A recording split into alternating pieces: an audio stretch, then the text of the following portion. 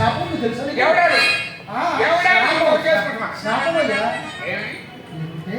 ఆమె ఎవరైతే ప్రేమించి పెళ్లి చేసుకుంటారో అతని ద్వారా ఆమెకు ఒక పుత్రుడు పుట్టి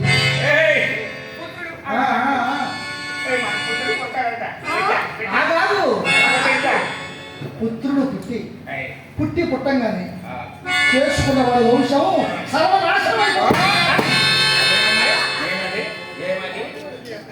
ఆమెను ఎవరైతే ప్రేమించి పెళ్లి చేసుకుంటారో పెళ్లి చేసుకోగానే ఆమెకు ఒక పుత్రుడు పుడతాడు. ఆ పుత్రుడు పుట్టి పుట్టంగానే చేసుకున్న వాడి వంశం సర్వం నాశనం అయిపోతుందని శాపం.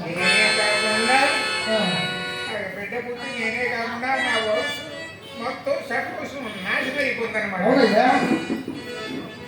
బిడ్డేలా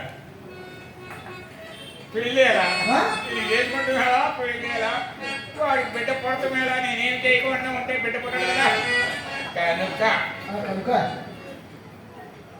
మానేశారు పెళ్లి వద్దున పిల్లలు చూసి భయపడితే అలాగయ్యా. అమ్మాయి ఇక్కడ ఏదో అంటున్నాడు. కాస్త చూడు కాస్త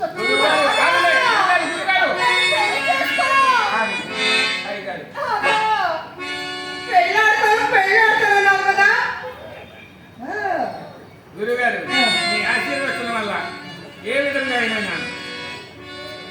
తప్పదంటే ఓ బ్రహ్మయ్య కొడక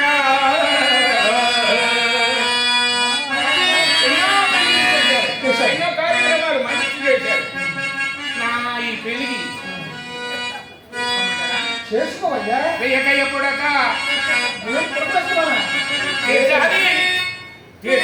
నాయి ఇన్ని కోరిక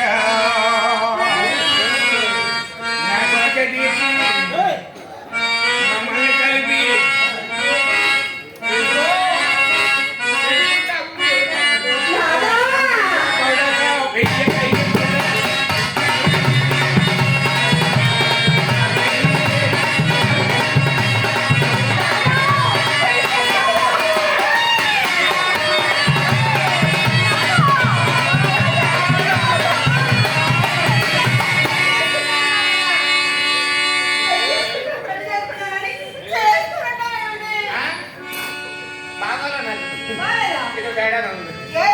అందుకని మానేసినట్టు